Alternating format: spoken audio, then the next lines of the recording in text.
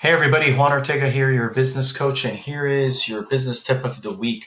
So I want to talk to you about one of the books that changed my life. I talk about this often. There's probably a handful of books that really triggered this desire of personal learning and development and growth and success. And this particular book is called The Seven Habits of Highly Effective People by Stephen Covey. If you've never read the book, fantastic book, global bestseller.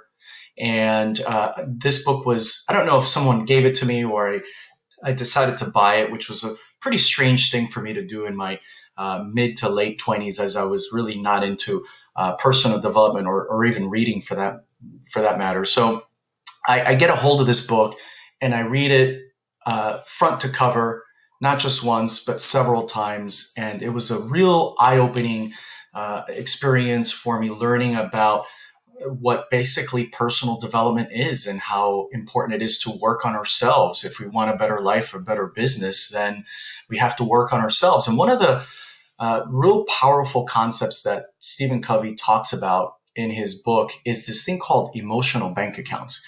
And emotional bank accounts essentially means just like a bank account you would have for your money.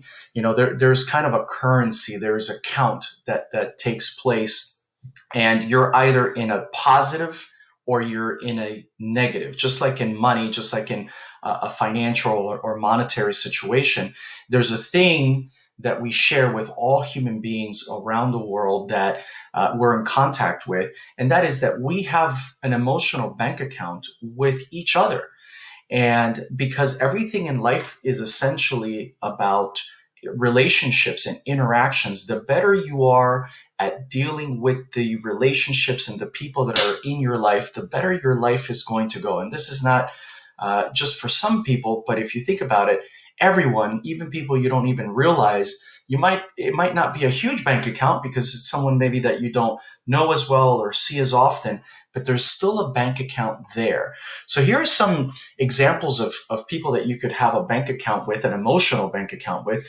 So on the family side, people like your parents and your spouse, children, your children, family, friends, neighbors. These are all examples of people that we have emotional bank accounts with. And then on the working side, on the professional side, it could be your boss, if you're not self-employed. If you are, it could be your staff or team members, your customers, your vendors, your competitors, and even the community. If the community doesn't see your business in a good way, that means it is in a negative state. The emotional bank account towards your business is in a negative state. So when you think about your interactions, basically the relationship that you have with all of the people that are in your life, would you say that you're in the positive, you're in the black?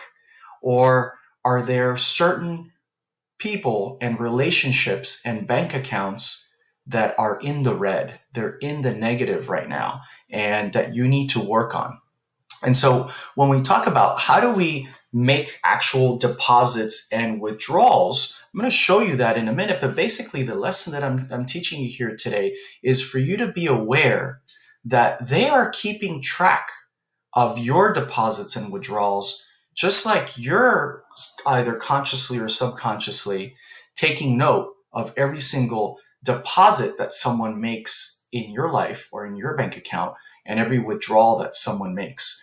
Okay, so what we're talking about here is making sure that we're always in the black, because the healthier the relationship is with the people that matter most in our life, the further we're going to get in our life, and the better life is going to be. So a withdrawal, when you make a withdrawal in someone's bank account that you share, it could be like when you break your promise with them, when you keep to yourself. Maybe if you gossip or talk about them behind their back, maybe you don't listen, maybe you're arrogant, you set false expectations, you lie, you steal, you cheat. I mean, any of these things, anything that hurts another person, that is you making a withdrawal on someone that really matters.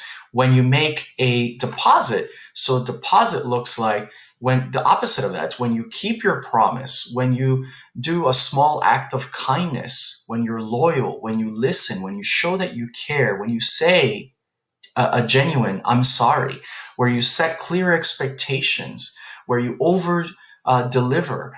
Those sort of things are deposits. So I want you to think about the emotional bank accounts that you have right now in your life with people, both personal and professional. And my challenge to you this week is to really be honest with yourself and really step up, because this is not about you looking at them and saying, well, they've made all these withdrawals, so I'm going to withdraw from them. Okay, it's that old two wrongs don't make a right. We're the bigger person here. We need to be the bigger person and say, I don't care if that person is currently in the negative with me. I'm going to make a deposit towards the relationship that we have. So today's and this week's lesson is about really understanding, who are the people that matter most in our life, what our current balance looks like in all these little bank accounts that we have with these people. And I'm going to challenge you to go be the bigger, smarter person and to go and make as many deposits as you can with these people. And remember, they don't need to be huge. Everything makes a difference. Thanks for watching.